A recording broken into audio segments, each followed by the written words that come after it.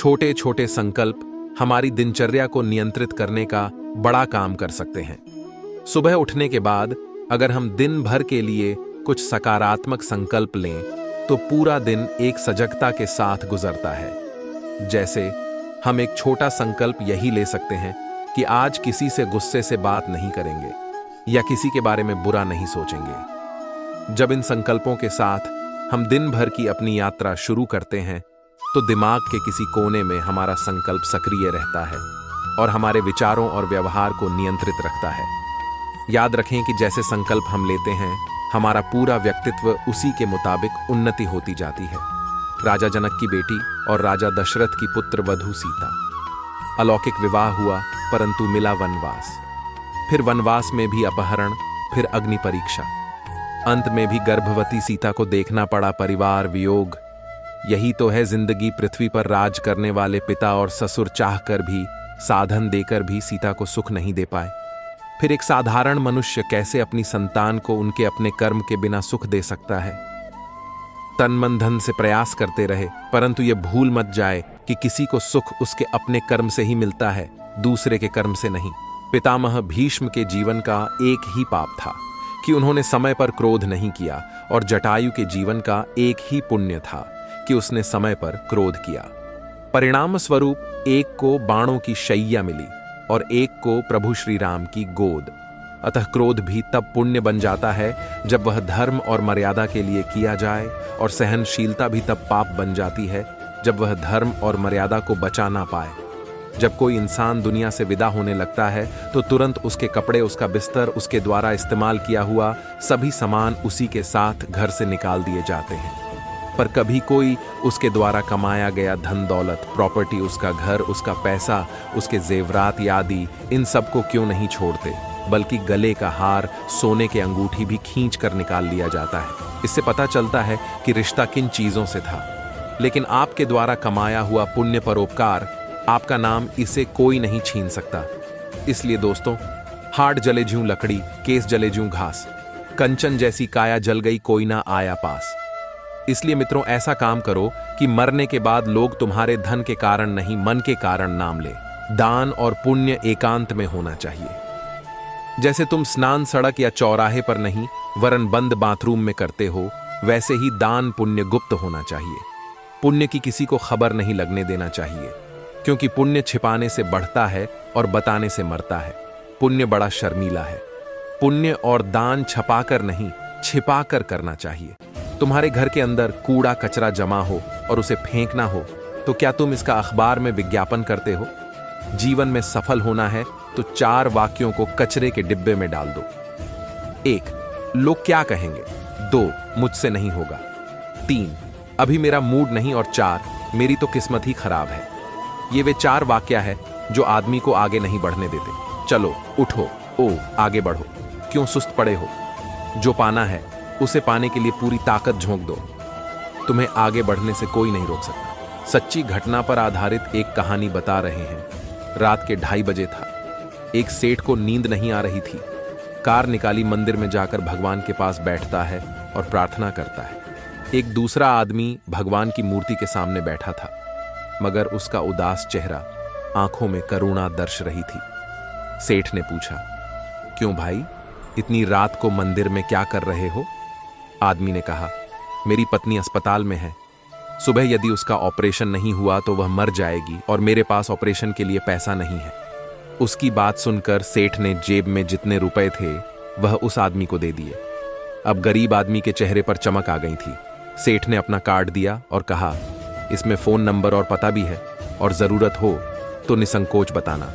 उस आदमी ने कार्ड वापस देकर कहा, मेरे पास उसका पता है, इस पते की जरूरत नहीं। आश्चर्य से सेठ ने कहा, किसका पता है भाई? उस गरीब आदमी ने कहा, जिसने रात को 2:30 बजे आपको यहां भेजा, उसका भगवान मदद जरूर करता है। अर्जुन श्री कृष्ण से बोले, केशव, जब मृत्यु सभी की होनी है तो हम सत्संग, भजन, सेवा, सिमरण क्यों करें? जो इंसान मौज मस्ती करता है, मृत्यु तो उसकी भी होगी। श्री कृष्ण जी ने अर्जुन से कहा, हे पार्थ, बिल्ली जब चूहे को पकड़ती है तो दांतों से पकड़कर उसे मारकर खा जाती है, लेकिन उन्हीं दांतों से जब अपने बच्चे को पकड़ती है तो उसे मारती नहीं। बहुत ही नाजुक तरीके से एक जगह से दूसरी जगह पहुंचा देती है। दांत भी वही है, मुंह भी वही है, पर परिणाम अलग अलग। ठीक उसी प्रकार मृत्यु भी सभी की होगी, पर प्रभु के धाम में मनुष्य के 3 मित्र। सच्चा कौन है, हम आपको बताते हैं। एक व्यक्ति के 3 साथी थे। जब वह मरने लगा तो अपने मित्रों को पास बुलाकर बोला, अब मेरा अंतिम समय आ गया है। तुम लोगों ने आजीवन मेरा साथ दिया है, मृत्यु के बाद भी क्या तुम लोग मेरा साथ दोगे? पहला मित्र बोला, मैंने जीवन भर तुम्हारा साथ निभाया, लेकिन अब मैं बेबस हूं, अब मैं तुम्हारी कोई मदद नहीं कर सकता। दूसरा मित्र बोला, मैं मृत्यु को नहीं रोक सकता, मैंने आजीवन तुम्हारा हर स्थिति में साथ दिया है, मैं यह सुनिश्चित करूंगा कि मृत्यु के बाद तुम्हारा अंतिम संस्कार सही से हो। तीसरा मित्र बोला, मित्र तुम चिंता मत करो, मैं मृत्यु के बाद भी तुम्हारा साथ दूंगा, तुम जहां भी जाओगे मैं तुम्हारे साथ रहूंगा। वे तीनों मित्र थे, धन, परिवार और कर्म। रिश्ते चाहे कितने ही बुरे हों, उन्हें तोड़ना मत, क्योंकि पानी चाहे कितना भी गंदा हो, अगर प्यास नहीं बुझा सकता तो आग तो बुझा ही सकता है। एक छोटी सी चिंटी आपके पैर को काट सकती है, पर आप उसके पैर को नहीं काट सकते। इसलिए जीवन में किसी को छोटा ना समझे, क्योंकि वह वो कर सकता जो आप नहीं कर पाए। जब कुछ सेकंड की मुस्कुराहट से तस्वीर अच्छी आ सकती है, तो हमेशा मुस्कुरा के जीने से जिंदगी अच्छी क्यों नहीं हो सकती? वृक्ष के नीचे पानी डालने से सबसे ऊंचे पत्ते पर भी पानी पहुंच जाता है। उसी प्रकार प्रेम पूर्वक किए गए कर्म परमात्मा तक पहुंच जाते हैं। सेवा सभी की करिए, मगर आशा किसी से भी ना रखिए, क्योंकि सेवा का सही मूल्य भगवान ही दे सकते, इंसान नहीं। इनसे दूर रहना बेहतर, जो दूसरों से धोखा करते हैं और आपसे वफादारी के वादे करते हैं, जो दूसरों के बारे में गलत अफवाहें फैलाते हैं और पीठ पीछे गलत बातें बोलते हैं, जो समाज विरोधी या असामाजिक कार्यों में लिप्त है, जिन पर जब कानून की मार पड़ेगी तो वे कहीं के नहीं रहेंगे, जो अपने माता पिता का तिरस्कार और अनादर करते हैं, जो जिंदगी के बारे में हमेशा निराशावादी बात करते हैं, पूरी तरह नकारात्मक है और हर कार्य के पहले भय पैदा करते हैं, जो अपने गलत कार्यों में आपको भी भागीदार बनाना चाहते हैं, जो आपकी गलत बातों का कभी विरोध नहीं करते, जिनके लिए धन ही प्राथमिकता है, मानवता और संबंध कोई मायने नहीं रखते। ऐसे लोग किसी भी प्रकार का संबंध रखने लायक नहीं होते। यदि आप संत हैं तो ऐसे लोगों को बदलने का प्रयास कर सकते हैं, परंतु यदि आप सामाजिक प्राणी हैं तो ऐसे लोगों से दूरी बनाना ही बेहतर होगा। भूलकर भी उधार ना लें, यह 6 चीज हो सकता है भारी नुकसान। 1, किसी और के इस्तेमाल किए हुए कपड़े न पहने, शारीरिक समस्याएं हो सकती हैं, भाग्य कमजोर होता है। 2, किसी का भी पेन उधार नहीं लेना चाहिए, तरक्की में रुकावट आती है। 3, किसी दूसरे की घड़ी उधार लेने से आपका समय भी खराब हो सकता है। 4, रुमाल, कंघी, अंगूठी, नमक कभी उधार ना ले, आर्थिक संकट आते हैं। 5, किसी से भी बिस्तर उधार न लें, इससे आपके घर में दरिद्रता आती है। 6, किसी का इस्तेमाल किया हुआ सिंदूर और चूड़ी उधार लेकर इस्तेमाल न करें, गृह क्लेश, अशांति आती है। ज्यादा जिम्मेदारी, ज्यादा दर्द इंसान को खामोश रहना सिखा देते हैं। इंसान जितना समझदार होता जाता है उतना ही कम बोलता है, और जो जितना ही कम बोलता है वो बातों को उतने ही अच्छे से समझ सकता है। बंद कर दिया सांपों को सपेरे ने, यह कहकर अब इंसान ही इंसान को डसने के काम आएगा। आत्महत्या कर ली गिरगिट ने सुसाइड नोट छोड़कर, अब इंसान से ज्यादा मैं रंग नहीं बदल सकता। गिद्ध भी कहीं चले गए, लगता है उन्होंने देख लिया कि इंसान हमसे अच्छा नोचता है। कुत्ते कोमा में चले गए ये देखकर, क्या मस्त तलवे चाटता है इंसान। कोई टोपी तो कोई अपनी पगड़ी बेच देता है, मिले अगर भाव अच्छा, जज भी कुर्सी बेच देता है। जला दी जाती है ससुराल में अक्सर वही बेटी जिसकी खातिर बाप किडनी बेच देता है। ये कलयुग है, कोई भी चीज नामुमकिन नहीं इसमें। कली, फल, फूल, पेड़, पौधे सब माली बेच देता है। धन से बेशक गरीब रहो, पर दिल से रहना धनवान, अक्सर झोपड़ी पे लिखा होता है। सुस्वागतम और महल वाले लिखते हैं, कुत्तों से सावधान। आपको एक जिंदगी मिली है, उसे व्यर्थ की चिंता और कामों में नष्ट नहीं करना चाहिए, बल्कि आप अपने दिल की बात सुने। किसी के द्वारा लुटा जाना या किसी के अन्याय का शिकार होना अपने आप में इतना कष्टदायक नहीं होता है जितना कि उसे मन में बार बार लाकर अंदर ही अंदर जलते रहना। कर्ज लेना बुरी बात नहीं है, लेकिन कर्ज के पैसे से अय्यासी करना बहुत बुरी बात है, क्योंकि कर्ज के कारण चिंता, चिंता के कारण रोग, इस तरह से पूरा जीवन नष्ट हो जाता है। धन की बचत जरूर करना चाहिए, किंतु स्वास्थ्य को खोकर धन की बचत करना और नुकसान करता है।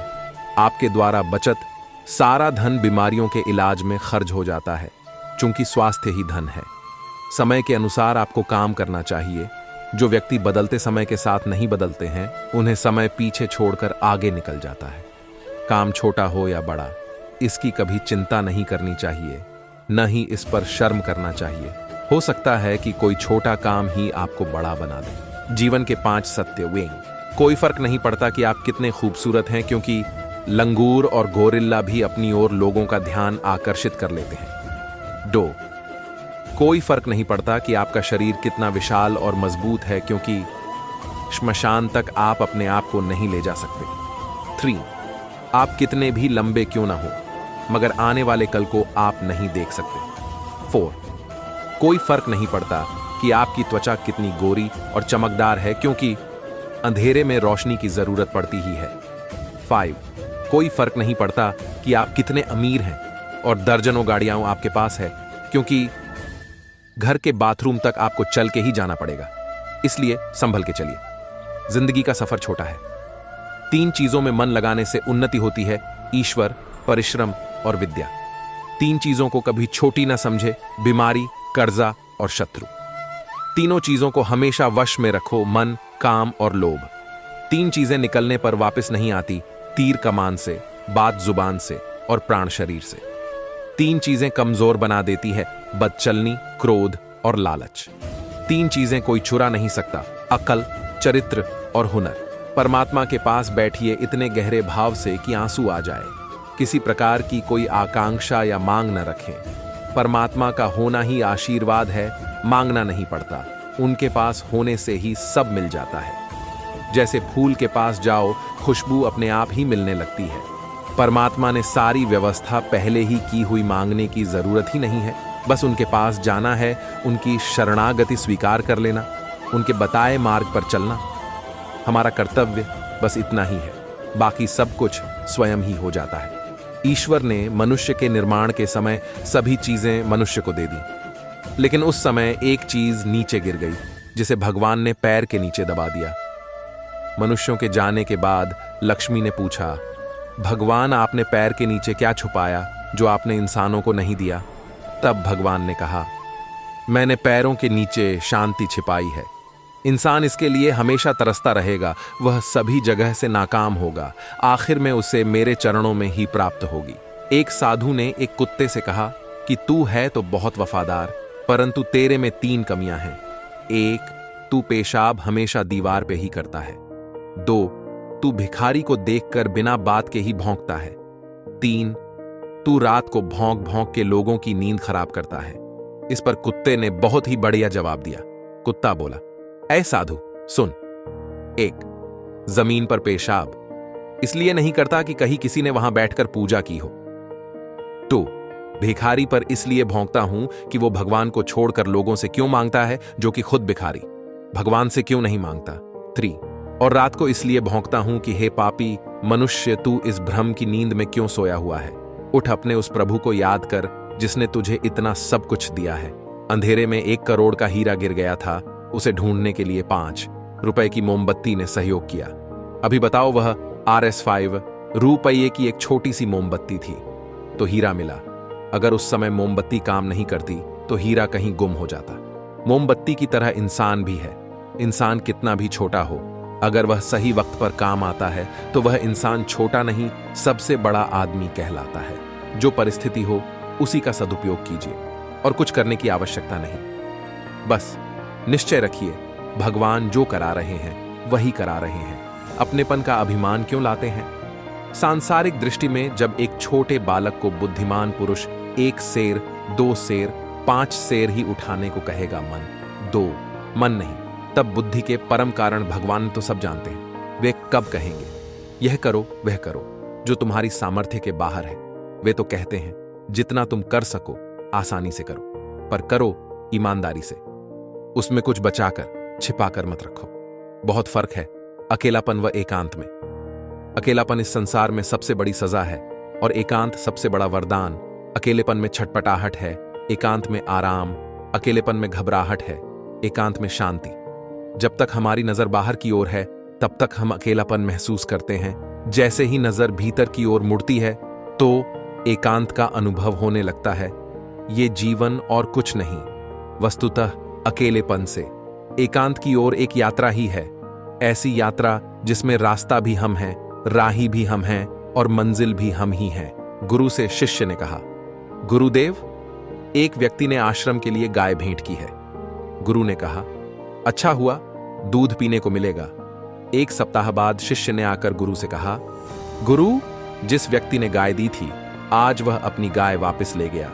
गुरु ने कहा, अच्छा हुआ, गोबर उठाने की झंझट से मुक्ति मिली। परिस्थिति बदले तो अपनी मनस्थिति बदल लो, बस दुख सुख में बदल जाएगा। सुख दुख आखिर दोनों मन के ही तो समीकरण हैं। अंधे को मंदिर आया देख लोग हंसकर बोले, मंदिर में दर्शन के लिए आए तो हो, पर क्या भगवान को देख पाओगे? अंधे ने कहा, क्या फर्क पड़ता है, मेरा भगवान तो मुझे देख लेगा। दृष्टि नहीं, दृष्टिकोण सकारात्मक होना चाहिए। आपको अगर यह बताया जाए कि आप दुनिया में कुछ ही दिनों के मेहमान हैं तो आपके लिए जीवन का एक एक पल बहुत कीमती हो जाएगा और आप हर सांस का उपयोग करना चाहेंगे। आप जो भी कार्य कर रहे होंगे उसे पूरी तरह डूब कर करेंगे। सूर्यास्त को देखते हुए पूरे दृश्य को गहरी संजीदगी से जज्ब करेंगे। पानी भी पिएंगे तो उसकी ठंडक और तरावट को महसूस करेंगे। यह तय है कि आप किसी भी व्यक्ति के प्रति नफरत या प्रतिशोध का भाव लाकर हरगिज अपना वक्त खराब नहीं करेंगे। अगर इस तरह आप मौत की खबर मिले बिना भी जिएं, तो सोचें कि जीने का अनुभव कितना अलग होगा। जीवन लगातार हमें हजार हजार तरीकों से सबक सिखाने की कोशिश करता है, बस हमारा ही उस ओर ध्यान नहीं जाता। दुनिया भर में मशहूर होता कोई शख्स अचानक किसी दुर्घटना का शिकार हो जाता है। एक दूसरा शख्स लाइलाज बीमारी की चपेट में आ जाता है। अपने सपनों, लक्ष्यों के साथ धड़धड़ाती भागती पूरी दुनिया अचानक कोरोना महामारी की गिरफ्त में आकर अपनी जगह ठहरने को मजबूर कर दी जाती है। अगले पल कुछ भी हो सकता है। कायनात हमें बार बार बहुत लंबी योजनाएं बनाना छोड़कर मौजूदा पल में जीने की आदत डालने को कह रही है, पर हम सुने तब ना। किसी व्यक्ति को क्षमादान देकर हम उस पर कोई एहसान नहीं करते, बल्कि खुद का ही भला करते हैं, क्योंकि क्षमा कर देने के बाद आपके मन में पैदा होने वाली कलुषित भावनाएं भी खत्म हो जाती हैं। जब तक ये भावनाएं जीवित रहती हैं, समय समय पर सिर उठाकर आपके मन को उग्र बनाती हैं, जिसका सीधा प्रभाव आपकी सेहत पर पड़ता है। किसी को क्षमा दान दे देने से आप उस व्यक्ति के मन को तो हल्का करते ही हैं, अपने मन को ज्यादा निर्मल बना लेते हैं। इसीलिए बेहतर यही है कि आपके मन में जितने लोगों के लिए भी गुस्सा या नाराजगी है, आप सबको क्षमा कर अपनी सेहत का भला करें। खुशी इस बात से मिलती है कि आप कौन हैं, आप कहां हैं और आप कहां जा रहे हैं। यह भरोसा करना है कि आपके उत्तम भविष्य को बनाने के लिए सब कुछ महत्वपूर्ण है। नए अनुभव आपको तोड़ने के लिए कभी नहीं भेजे जाते हैं, वे केवल आपका निर्माण करते हैं ताकि आप अपना सर्वश्रेष्ठ स्वयं बन सकें। संघर्ष ताकत पैदा करते हैं और सफलता आत्मविश्वास पैदा करती है। अपनी कीमत जानें और कुछ भी कम स्वीकार न करें। आप भी उतने ही सम्मान के पात्र हैं जितना कि कोई और होता है। हर बार जब आप किसी को आपका अनादर करने देते हैं, तो आप उन्हें फिर से ऐसा करने की अनुमति दे रहे होते हैं। कभी कभी ना कहने में कोई बुराई नहीं है। जो बातें हमारे लिए मायने रखती हैं, उन्हीं पर हम सबसे कम समय देते हैं। लक्ष्य और उद्देश्य कुछ होते हैं और हमारे काम की दिशा कुछ और ही होती है। नतीजा, हम जीवन जीते नहीं हैं, घसीटते रहते हैं। संभावनाओं के आकाश में बैठे रहने के बजाय डाल पर ही बैठे रह जाते हैं। हवा से लड़ने का हमारे पंखों का हुनर खोता जाता है और फिर एक दिन हम उड़ना ही भूल जाते हैं। जो है उसे वैसे ही देखना जीवन को सहज बनाता है, जीवन जीने की अद्भुत शक्ति देता है। पर यह करना उतना आसान नहीं होता। पहला, मन पर मैं और तू के पड़े पर्दे सच के आड़े आते रहते हैं। दूसरा, सच जानकर भी अनजान बने रहते हैं। दरअसल हम नहीं जानते कि जीवन हमारे बाहर नहीं है, हम ही जीवन हैं। कोई भी दो व्यक्ति एक से नहीं होते। भाव, परिवेश, समझ और हालात इतने अलग होते हैं कि तुलना करनी ही नहीं चाहिए। हर किसी के बढ़ने की अपनी दिशा व गति होती है। बस हमें सहज रहते हुए ईमानदारी से कोशिशें करनी होती है। हर एक पेड़ और हर फूल का मौसम होता है। हर कोई जीवन में बसंत का अनुभव करेगा, वो भी सिर्फ एक बार नहीं बल्कि बार बार। अगर आप खुद को प्यार नहीं करते तो खुद के लिए अच्छा महसूस करना भी असंभव है। जब आप अपने बारे में बुरा महसूस करते हैं, तब आप ब्रह्मांड में आपके लिए बनाई गई सभी अच्छाइयों के मार्ग में रुकावटें ला रहे हैं। आप जिस चीज का विरोध करते हैं, आप उसे और ज्यादा आकर्षित करते हैं, क्योंकि आप इमोशन के साथ उस पर शक्तिशाली रूप से फॉक्स बनाए रखे होते हैं। सो अगर कुछ बदलाना ही है तो खुद के ही भीतर जाओ और अपने विचारों को सकारात्मक करे। उससे आप सकारात्मकता और अच्छाइयों को ही आकर्षित करोगे। मेरे लायक लोग जो मुझे जीवन में आगे बढ़ने में मदद करेंगे, वो मेरी ओर आकर्षित हो रहे हैं। वो मेरी हर कार्य में सहायता कर रहे हैं, जिसके लिए मैं सदैव उनका आभारी रहूंगा। उन लोगों से हमेशा दूर रहे जो लोग आपके लक्ष्य को छोटा करने की कोशिश करते हैं। याद रखें कि छोटी सोच वाले हमेशा यही करेंगे, लेकिन महान लोग ही आपको महसूस कराते हैं कि आप भी यह दुनिया में महान बन सकते हैं। कार्य शुरू करने से गलतियां शायद हो सकती हैं, ये सोचकर डरना उन्हें सही करने का तरीका नहीं है। हर व्यक्ति गलतियां करता है, पर जो उस गलतियों में से सीखने का धैर्य रखता है, वही जीवन में आगे बढ़ता है। अगर आपके भीतर कुछ महान है, तो वो बिना किसी प्रयास किए आपको दिखाई नहीं देगा और ना आप उस तक आसानी से पहुंच पाएंगे। इसीलिए प्रयास करते रहे। वो महान कार्य का स्मरण आपको भीतर से ही होने लगेगा। अपने आप से प्रेम करें।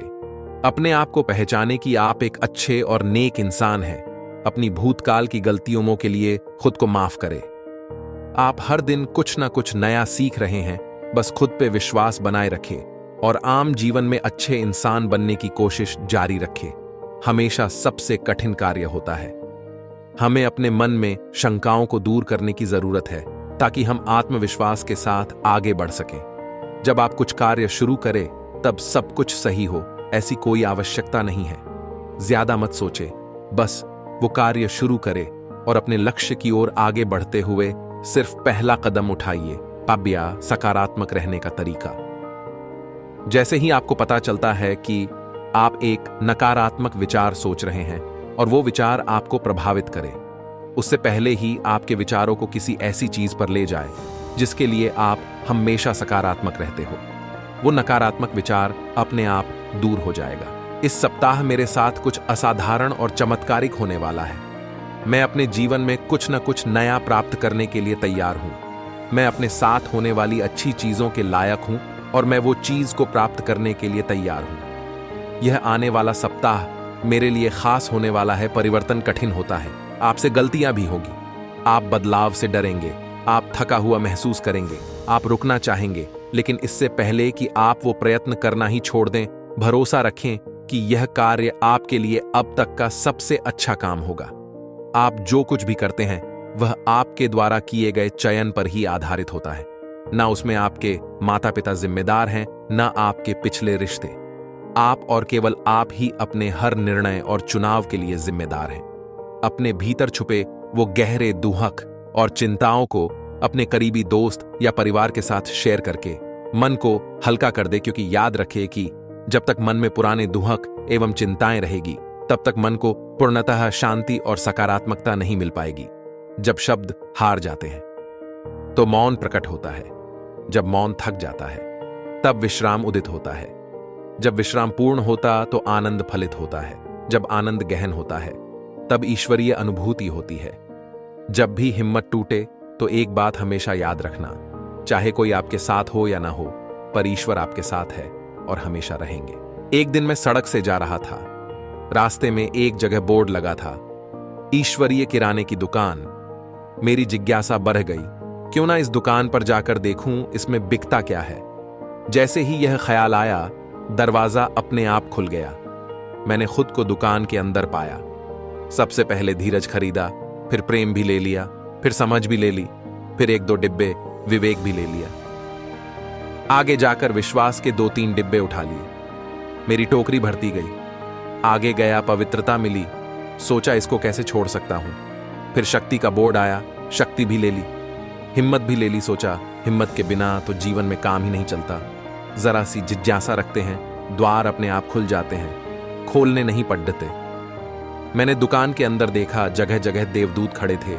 एक देवदूत ने मुझे टोकरी देते हुए कहा, मेरे बच्चे ध्यान से खरीदारी करो। वहां वह सब कुछ था जो एक इंसान को चाहिए होता है। देवदूत ने कहा, एक बार में टोकरी भर कर ना ले जा सको तो दोबारा आ जाना, फिर दोबारा टोकरी भर लेना। अब मैंने सारी चीजें देखी, आगे सहनशीलता ली, फिर मुक्ति का डिब्बा भी ले लिया। मैंने वह सब चीजें खरीद ली जो मेरे मालिक खुदा को पसंद है। फिर मुझ जिज्ञासु की नजर प्रार्थना पर पड़ी। मैंने उसका भी एक डिब्बा उठा लिया कि सब गुण होते हुए भी अगर मुझसे कभी कोई भूल हो जाए तो मैं प्रभु से प्रार्थना कर लूंगा कि मुझे भगवान माफ कर देना। आनंद से, शांति से, गीतों से मैंने अपनी टोकरी भर ली।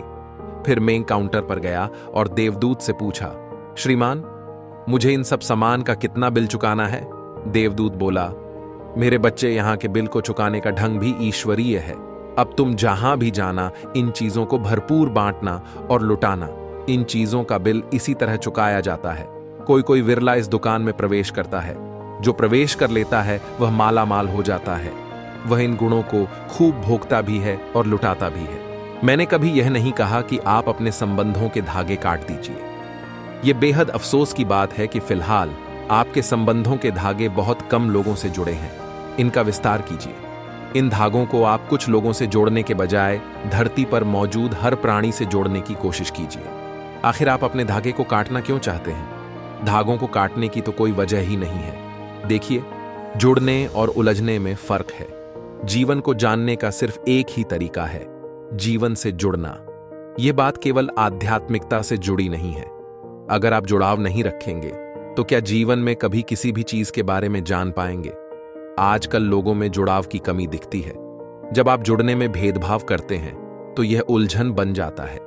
आप बिना किसी भेदभाव के जुड़ें। आप जिस धरती पर चलते हैं, आप जो भोजन करते हैं, आप जो पानी पीते हैं, आप जिस हवा में सांस लेते हैं और उस स्थान में जहां आप रहते हैं, कोशिश कीजिए कि आप इन सारी चीजों से पूरी तरह जुड़ सकें। हालांकि इन चीजों से तो आप अभी भी जुड़े हुए हैं, लेकिन फिलहाल यह जुड़ाव अचेतन है। अगर आप उस हवा से जुड़ा नहीं रखेंगे जिसमें आप सांस लेते हैं तो आप मर जाएंगे। आपको बस जुड़ाव को लेकर सचेतन होना है। अगर आप किसी चीज से अचेतन रूप से जुड़ते हैं तो यह एक बड़ा बोझ लगता है, लेकिन अगर आप सचेतन रूप से किसी चीज से जुड़े हुए हैं तो यही अनुभव एक आनंदमय अनुभव बन जाता है।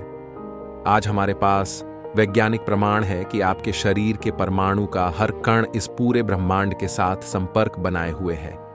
इसे नजरअंदाज करके आप उस विशाल शक्ति को अनदेखा करने की कोशिश कर रहे हैं जो आपके जीवन और इस सृष्टि का आधार है। अपने परिवार से जुड़ना आपकी पीड़ा का कारण नहीं है, बल्कि पीड़ा का कारण जीवन को अनदेखा करना है। जीवन का अनुभव केवल जीवन से जुड़कर ही किया सकता है। जितनी मजबूती से आप जीवन से जुड़ेंगे, जीवन को लेकर होने वाले अनुभव भी उतने ही प्रबल होंगे। अपने जुड़ाव को लेकर आप भीतर डर इसलिए आया क्योंकि पिछली बार आपका जुड़ाव जहां हुआ था वहां से आपको चोट मिली। आप जीवन के साथ लड़ाई मत कीजिए। आपको यह जरूर जानना चाहिए कि जीवन के साथ लय में कैसे रहा जाए। आप एक जीवन है, आप जीवन के विरोधी नहीं हैं। आपको सिर्फ इस जीवन के साथ लयबद्ध होना है। खुद को चुस्त दुरुस्त और सेहतमंद रखना एक संघर्ष नहीं है। इसके लिए कोई भी ऐसी गतिविधि कीजिए जिसमें आप आनंद ले सकें। आप कोई खेल खेलिए, तैरिए, सैर कीजिए, जो भी अच्छा लगता है वह कीजिए। लेकिन आपको हलवा खाने के अलावा कुछ अच्छा नहीं लगता, तब तो आपको पता ही है कि दिक्कत होगी। नहीं तो किसी काम को सहजता के साथ करने में कोई दिक्कत नहीं है। आप बस रिलैक्स होना सीखिए। तो सवाल है कि मेरे शरीर को आखिर कितनी नींद की जरूरत है? यह इस बात पर निर्भर करता है कि आपकी शारीरिक गतिविधि किस तरह की है। आपको अपनी नींद या खाने को तय करने की कोई जरूरत नहीं है। मुझे रोज कितनी कैलोरी खानी चाहिए, मुझे रोज कितना सोना चाहिए, जीवन को संभालने का यह मूर्खतापूर्ण तरीका है। आप अपने शरीर को ही तय करने दीजिए। कि आज कितना खाना खाना है। आज आपकी गतिविधि का स्तर कम था, इसलिए आपने कम खाया। कल आपके कामकाज का स्तर बहुत ऊंचा होता है तो आप ज्यादा खाएंगे। यही बात नींद पर भी लागू होती है। अगर आप खूब सहज व आरामदेह स्थिति में रहते हैं तो आप जगे हुए रहेंगे। आपके शरीर को किसी अलार्म से जागने की जरूरत नहीं होनी चाहिए। एक बार शरीर जब पूरी तरह से रिलैक्स हो जाए तो फिर यह अपने आप जग जाएगा।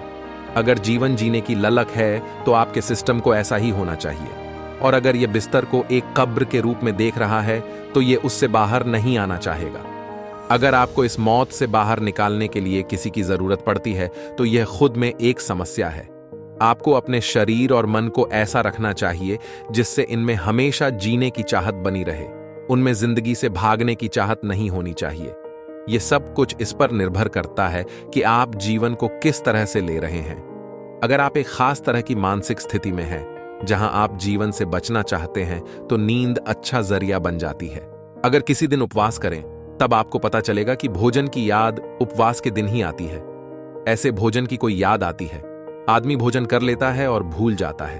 आप सड़क पर निकलते हैं, आपको कभी ख्याल आया कि आप कपड़े पहने हुए हैं।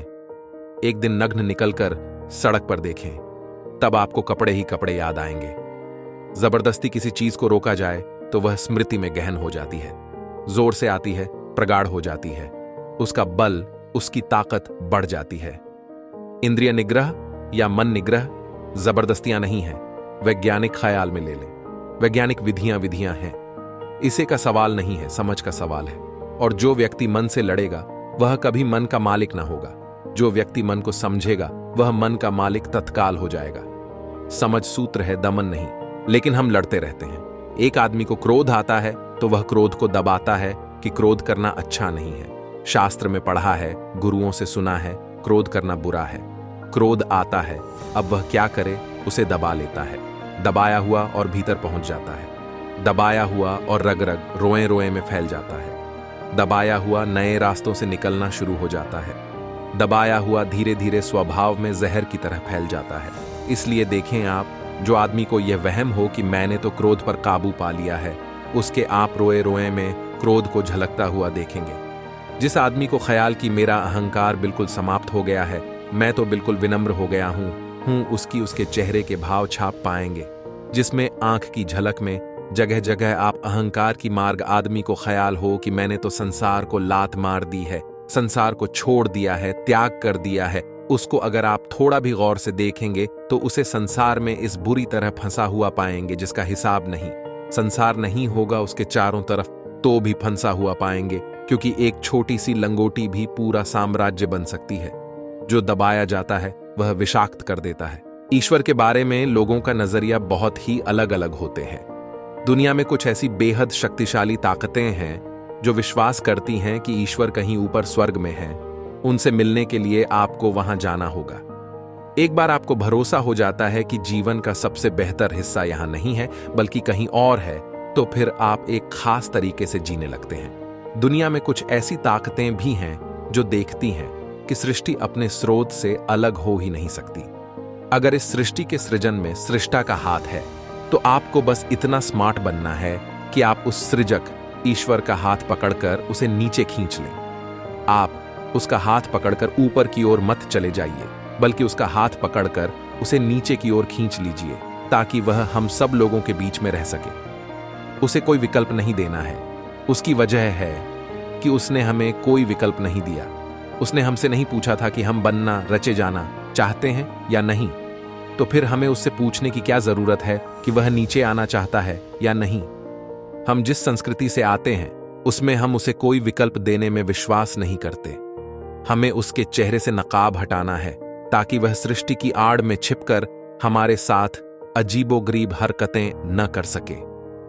जो शक्ति सृजन करती है वह अपनी रचना से गायब नहीं हो सकती, लेकिन वह बड़ी कुशलता से खुद को तब तक छिपाने में कामयाब रहती है जब तक कि आप उसका नकाब हटाने की कोशिश नहीं करते।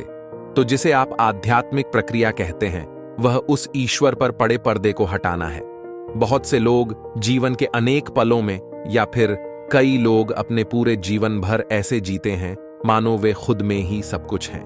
बहुत सारे लोगों के लिए उनका संघर्ष, समस्याएं, पीड़ा कोशिशें, चाहत, अकेलापन, जीवन जीने की कड़ी जद्दोजहद सब कुछ ऐसे रहे हैं मानो वे जो हैं वो अपने ही बलबूते पर हैं।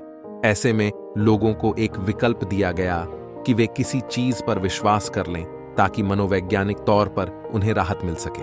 हम पृथ्वी को धरतीमान कहते हैं। क्या इसका मतलब है कि धरती पर सारा अपराध रुक जाएगा? नहीं, अलग अलग तरह के अपराध होते हैं। स्त्रियों पर यौन हमले बहुत आम हैं। इसके कई पहलू हैं। हम गुस्से में आकर बोल सकते, ठीक है, उन्हें फांसी दे दो। अगर आप बलात्कार की सजा के तौर पर फांसी को लाएंगे तो आपको समझना चाहिए कि बलात्कार के मामले में एकमात्र गवाह लगभग हमेशा पीड़िता होती है।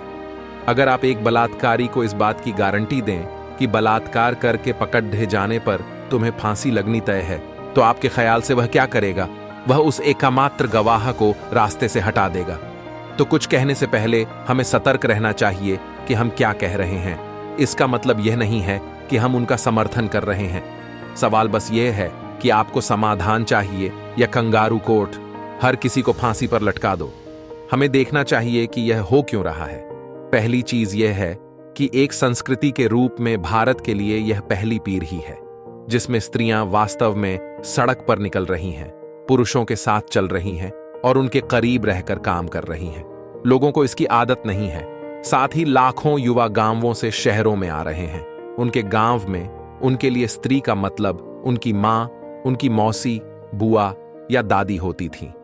अब वे शहर आकर युवा लड़कियों को सड़क पर चलते देखते हैं। यह उनके लिए बहुत नया है। इंसानों में सेक्सुअलिटी या यौनिकता होती है। 15 से 25 की उम्र के बीच हार्मोन का असर अधिकतम होता है।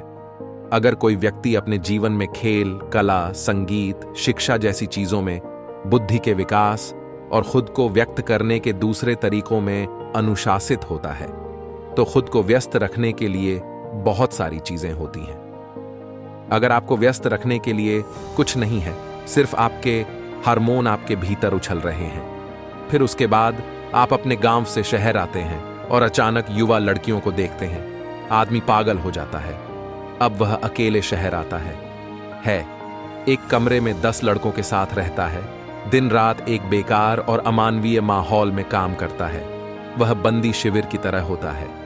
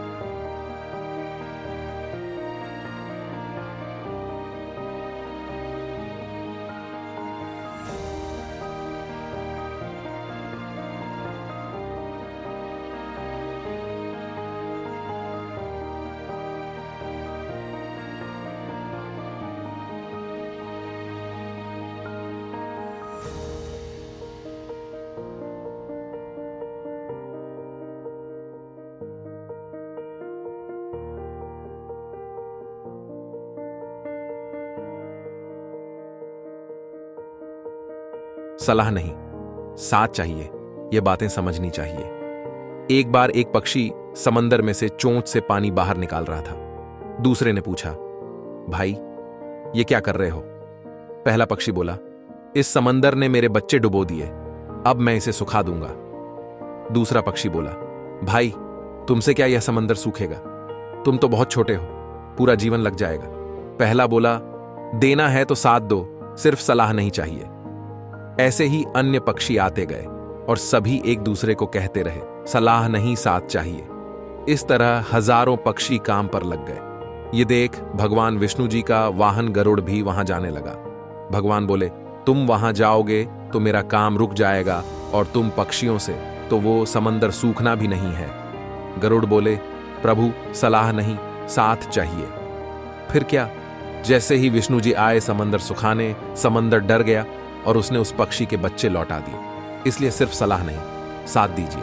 अपनी बात तर्क से नहीं, विनम्रता से मनवाइए। रचनात्मक ऊर्जा के लिए जरूरी है। नींद सफल लोग रचनात्मक ऊर्जा के लिए अपनी अपनी नींद को खास चार्जर के रूप में इस्तेमाल करते हैं। कुछ लोग 5-6 घंटे की नींद को पर्याप्त मानते हैं, तो कुछ बहुत सफल हैं और दिन में 3-4 बार सोते हैं। इच्छा तुरंत पूरी हो, यह आदत बदलें। जो भी काम करें पूरे जोश के साथ करें। जीवन में ऐसा कोई काम न करें जिसमें आपकी रुचि ना हो, क्योंकि जिस काम में आपकी रुचि नहीं होती उसे आप अधूरे मन से करते हैं। अगर जीवन में आगे बढ़ना है तो जोश बहुत जरूरी है। बिना जोश के आपके मन में निराशा के भाव पैदा होंगे और आप आगे नहीं बढ़ पाएंगे। आपको बार बार विफलता मिलेगी। Think again. हर व्यक्ति आपसे सहमत हो जरूरी नहीं, इच्छा फौरन पूरी करने की चाहत अगर किसी मनुष्य के दिल में आपको पीछे धकेलती है, तुरंत आपके प्रति दुर्भावना है, तो आप इसका पता नहीं चलता, लेकिन तर्क के सहारे उससे अपनी बात बाद में आप खुद को मुश्किलों नहीं मनवा सकते। उन्हें इस बात से घिरा हुआ पाते हैं। बीज एक चित्र आपसे सहमत हो हैं। बीज एक के लिए मजबूर नहीं किया जामे तब बदलता है जब उसकी अच्छी देखभाल की जाती है। इच्छा तुरंत पूरी करने की चाहत मत रखिए। अपना कर्म करते रहिए, फल जरूर मिलेगा। परंतु अगर हम उनके प्रति विनम्र और दोस्ताना व्यवहार करें तो शायद एक दिन हम उनसे अपनी बात मनवा भी सकते हैं। लक्ष्य तक पहुंचने की इच्छा शक्ति को बढ़ाएं। मन के मालिक बने, गुलाम नहीं। अक्सर हम काम से जी चुराते हैं। हम स्वभाव से आलसी होते हैं, इसलिए हम यह भूल जाते हैं कि सफलता की राह मुश्किलों से भरी होती है, जिस पर चलने के लिए हमें अपने मन पर काबू पाना होगा। अपनी इच्छा शक्ति को दृढ़ करना होगा, लक्ष्य की तरफ बढ़ना होगा। हम यह भी भूल जाते हैं कि जो सफल होते हैं वो अपने मन के गुलाम नहीं बल्कि उसके मालिक होते हैं। एक योजना विफल हो तो नई योजना बनाएं। अन्य लोगों के सहयोग के बिना किसी व्यक्ति के पास एक बड़ी संपत्ति का संचय करने के लिए पर्याप्त अनुभव, शिक्षा, क्षमता, ज्ञान नहीं हो सकता। सबसे बुद्धिमान व्यक्ति भी पैसा बनाने के उपक्रम में बिना योजना के सफल नहीं हो सकता। आपकी योजना असफल होती है तो यह अस्थायी हार है, स्थायी विफलता नहीं है। इसका मतलब है कि आपकी योजना सही नहीं थी। ऐसे में अन्य योजना का निर्माण करें। विरोधाभास में खुद से यह सवाल जरूर पूछें, विरोधाभास के बारे में सोचने के लिए सबसे अच्छा रास्ता है अपने आप से पूछिए, क्या वो पूरी तरह सही हो सकते हैं? क्या उनके विरोध या तर्क में सच्चाई है? क्या मेरी प्रतिक्रिया लोगों की नजर में मेरा सम्मान बढ़ाएगी? मैं जीतूंगा या हारूंगा? क्या मेरे चुप रहने से असहमति खत्म हो जाएगी? क्या यह कठिन स्थिति मेरे लिए एक अवसर है? मैंने इससे अब तक क्या सीखा है? जीतना है तो जिद करो, आत्मविश्वास के बिना असंभव है। सफलता के लिए आत्मविश्वास उतना ही जरूरी है जितना मानव के लिए ऑक्सीजन या मछली के लिए पानी। बिना आत्मविश्वास के सफलता की राह पर चलना असंभव है। आत्मविश्वास ऐसी ऊर्जा है जो सफलता की राह में आने वाली कठिनाइयों से मुकाबला करने हेतु व्यक्ति को साहस प्रदान करती है। सफलता की राह आसान नहीं। आत्मविश्वास ही साहस, दृढ़ता एवं आगे बढ़ने का उत्साह प्रदान करता है। जहां लेन देन है वहां वह बहुत जल्दी घृणा में प्रेम परिणत हो सकता है, क्योंकि वहां प्रेम है ही नहीं। लेकिन जहां प्रेम केवल देना है वहां वह शाश्वत है, वहां वह टूटता नहीं। वहां टूटने का कोई प्रश्न ही नहीं, क्योंकि मांग थी ही नहीं। आपसे कोई अपेक्षा न थी कि आप क्या करेंगे तब मैं प्रेम करूंगा। कोई कंडीशन नहीं थी, प्रेम हमेशा अनकंडीशनल है। कर्तव्य, उत्तरदायित्व, वे सब अनकंडीशनल हैं, वे सब प्रेम के रूपांतरण हैं। तो मैं आपसे नहीं कहता आप कैसे कर्तव्य निभाएं। जब आपको यह ख्याल ही उठाया है कि कैसे कर्तव्य निभाएं, तो आप पक्का समझ लें आपके भीतर कोई प्रेम नहीं है। तो मैं आपसे यह कहूंगा प्रेम कैसे पैदा हो जाए, और यह भी आपको इस सिलसिले में कह दूं कि प्रेम केवल उस आदमी में होता है जिसको आनंद उपलब्ध हुआ हो। जो दुखी हो वह प्रेम देता नहीं, प्रेम मांगता है ताकि दुख उसका मिट जाए। आखिर प्रेम की मांग क्या है? सारे दुखी लोग प्रेम चाहते हैं। वे प्रेम इसलिए चाहते हैं कि वह प्रेम मिल जाएगा तो उनका दुख मिट जाएगा, दुख भूल जाएगा। प्रेम की आकांक्षा भीतर दुख के होने का सबूत है। तो फिर प्रेम वह दे सकेगा जिसके भीतर दुख नहीं है, जिसके भीतर कोई दुख नहीं है, जिसके भीतर केवल आनंद रह गया है, वह आपको प्रेम दे सकेगा। अब अगर मेरी बात ठीक से समझें, दुख भीतर हो तो उसका प्रकाशन प्रेम की मांग में होता है, और आनंद भीतर हो तो उसका प्रकाशन प्रेम के वितरण में होता है। प्रेम जो है आनंद का प्रकाश है। तो जो आदमी भीतर आनंद से भरेगा, उसके जीवन के चारों तरफ प्रेम विकीर्ण हो जाएगा। जो भी उसके निकट आएगा उसे प्रेम उपलब्ध होगा। जो भी उसके करीब होगा उसका कर्तव्य पूरा हो जाएगा, उसका उत्तरदायित्व निभेगा। और उस आनंद के लिए तो मैंने आपसे कहा है कि अगर मैं कहूं कि प्रेम आनंद का प्रकाश है, तो आनंद आत्मबोध का अनुभव है, उसके पूर्व नहीं है। दुख है कि हम अपने को नहीं जानते, अपने को नहीं जानते, अपने को नहीं समझते, इसलिए तो प्रेम मांगते हैं। अच्छे से जान लें कि अगर हम अपने को जानेंगे, आनंद होगा, आनंद होगा तो प्रेम होगा। अक्सर हमारे सामने ऐसी स्थितियां आती हैं जब हम प्राकृतिक दृश्य या फिर मानवीय भावनाओं को शब्दों के माध्यम से व्यक्त नहीं कर सकते। ऐसे पल मुझे बहुत बार प्रिय और मन को सुखद लगते हैं, क्योंकि कभी कभी शब्दों के जरिए जताकर हम उस बात या भावना को सीमित कर देते हैं। शब्द बहुत सी अभिव्यक्तियों में छोटे लगते हैं। महज लफ्जों से उस पल या दृश्य को पूर्णता नहीं मिल पाती है। उसे हमें सिर्फ महसूस करना चाहिए। उस पल को देखकर बस आनंद ही लेना चाहिए। हम बहुत बार बुद्धि का ज्यादा उपयोग करते हैं, जबकि अधिकांश मामलों में हृदय से ही काम चल जाता है। जहां मौन से काम चल रहा है, वहां शब्द शक्ति क्यों खर्च करें? उदाहरण के लिए बात करें तो बहुत बार हम एकदम से प्रकृति का कोई सुंदर दृश्य देखते हैं और भाव विभोर हो जाते हैं, लेकिन उस दृश्य को शब्दों के माध्यम से व्यक्त नहीं कर पाते।